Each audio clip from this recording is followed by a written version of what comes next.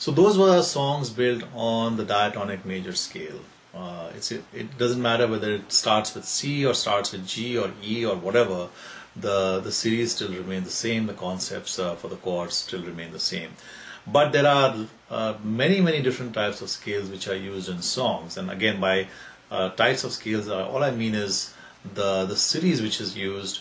The gaps between the notes in the series are not the same.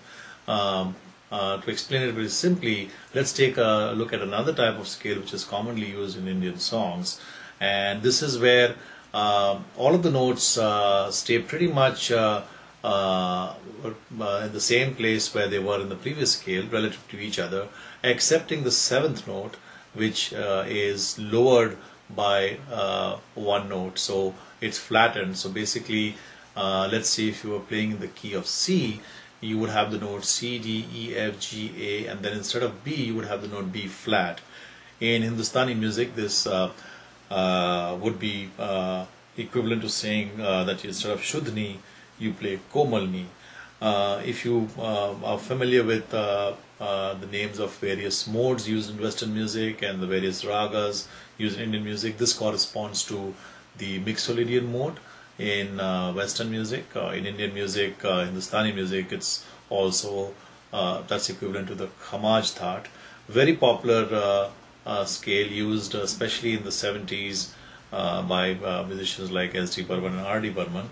We'll take a look at some of the songs, evergreen songs done by them, and let's try and understand, let's try and do the same stuff which we did a little earlier to figure out the key of the song and then the scale and the chords.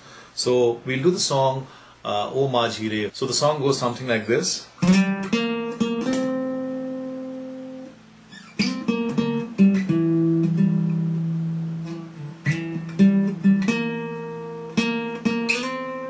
So this is where the note, the melody in the Mukhla ends, and this note is again C here. So we know right away that the key of the song is most likely C.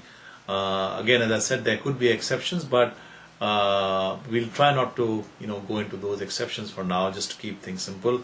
Most songs do follow this rule. So that last note being C tells you that the key of the song is C. And then you try figuring out the rest of the notes which were played.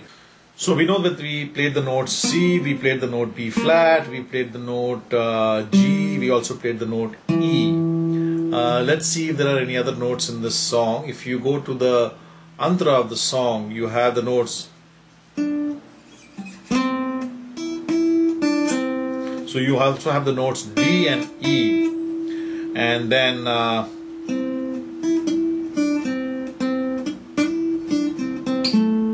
you have the note A as well here, and then at one section of the song you have that note is F. So you know now that in this song you've played the notes C, D, E, F, G, A, B flat. That pretty much gives you the entire scale of the song, and you know that this song is based is a C major scale with the seventh note being B flat. We know it's a major scale because the third note is E, which gives you the main chord for the song built on the key note is a C major chord. So in this song you could play C major, you could play F major, but you cannot play G major because G major contains the notes B. But you can play the chord B flat, which contains B flat, D and F. So again, you can work out all of the chords that you can play in this song, and then, as I explained earlier, if you look at the melody line, you can figure out which chord is being played in this song. So for example, the song starts off with so that's the note C. We play the chord C. This note is E. In the song they have actually played C. Well, actually they played C7, but let's just stay with C over here for now. And then this note is B flat. So we play the chord B flat back to C. In the rest of the song you also have the chord F being played in some places where the note could be either A F or C. Typically when the note is C, you will tend to play C major, you feel more comfortable that way. Where the notes are F or A, you could play F major.